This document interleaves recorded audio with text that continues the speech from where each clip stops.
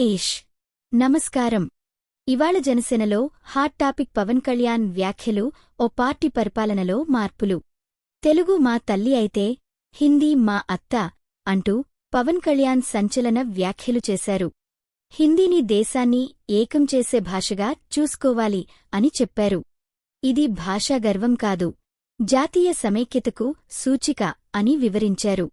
మరోవైపు జనసేన యువనేత రాయుడు హత్య కేసు మళ్లీ తెరపైకి వచ్చింది. రాయుడు సోదరి కోట వినుతను నిందిస్తూ ఆమె పాత్రపై పోలీసుల దృష్టిని కోరుతోంది. వ్యక్తిగత వివాదమే కారణమని ఆరోపణలు వెల్లువెత్తుతున్నాయి. దీనిపై స్పందించిన పవన్ కళ్యాణ్ కోట వినుతను పార్టీ నుండి సస్పెండ్ చేశారు. అంతేకాకుండా కోవూరు ఇన్ఛార్జిని కూడా తొలగించారు.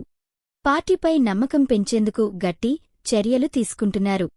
ఎలక్షన్ల ముందు ఇలాంటి కఠిన నిర్ణయాలతో పవన్ పార్టీకి స్పష్టమైన మైనస్ ప్లస్ సందేశాలే ఇచ్చారు.